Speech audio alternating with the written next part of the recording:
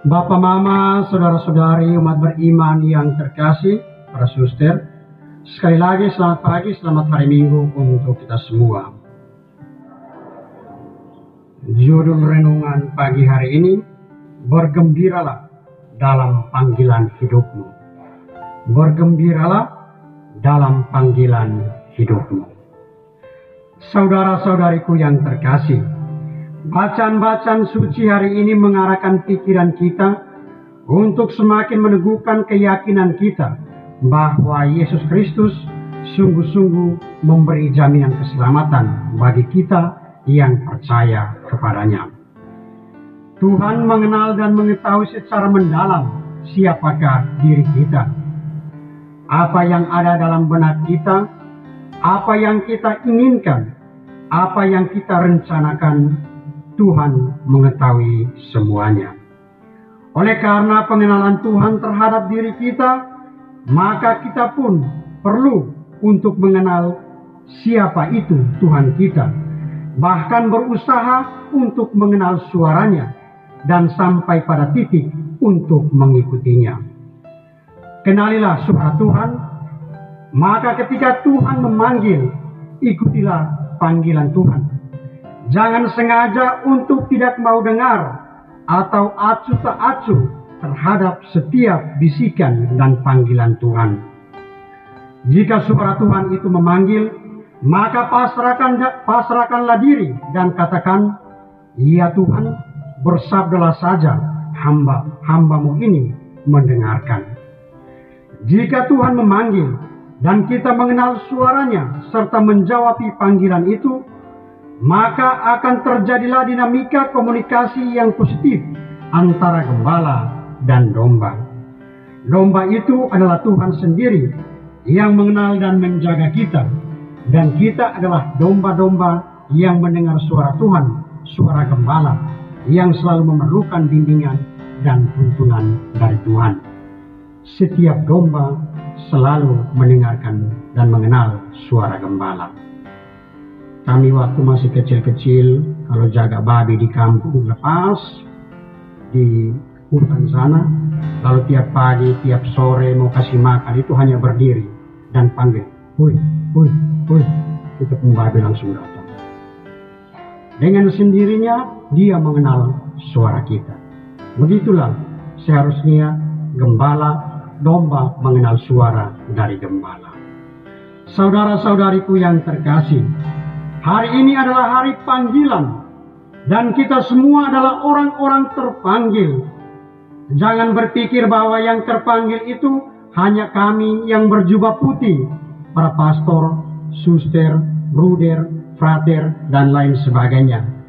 Bapak mama yang duduk di sini pun kita semua dipanggil untuk menjadi awam yang baik, awam yang selalu berbuat baik, awam yang selalu menjaga kesetiaan, kedamaian, dan selalu rukun dengan semua orang. Kita semua dipanggil untuk sebuah kesaksian hidup yang mencerminkan bahwa kita betul-betul orang Katolik yang beriman sejati, bukan beriman setengah-setengah.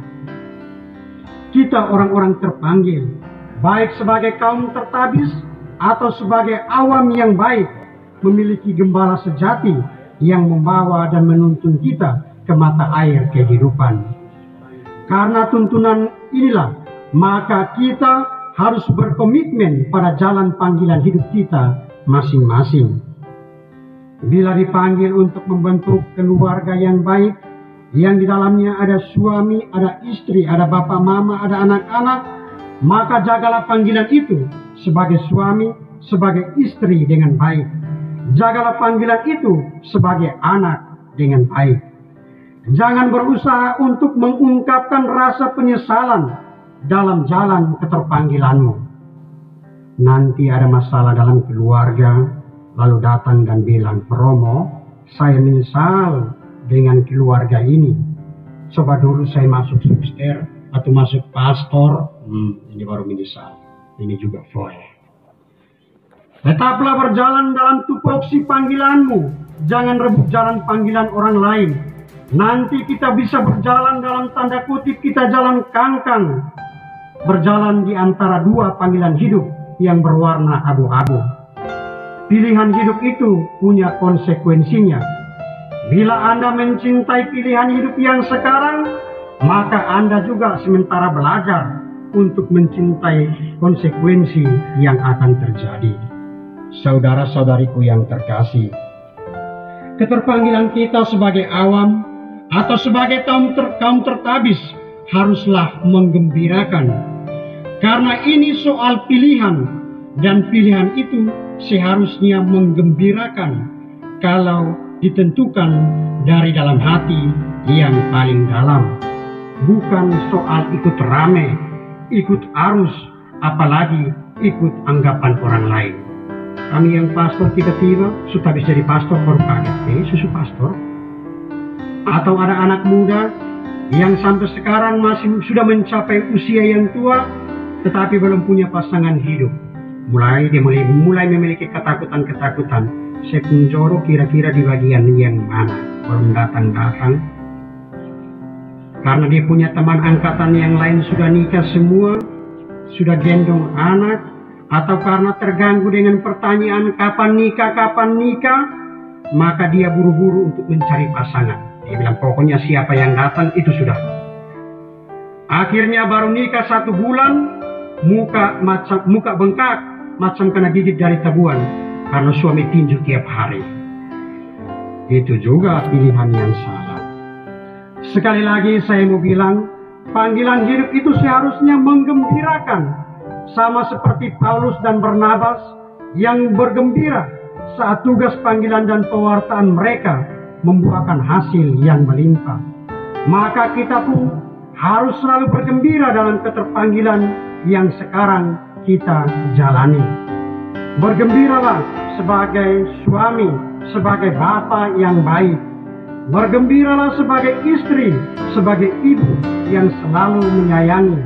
Bergembiralah sebagai anak yang patut dan taat kepada orang tua. Dan bergembiralah terhadap pekerjaan-pekerjaan yang baik, profesi-profesi yang baik, yang mencerminkan diri sebagai orang Katolik yang beriman sejati. Selamat berefleksi, Tuhan Yesus memberkati.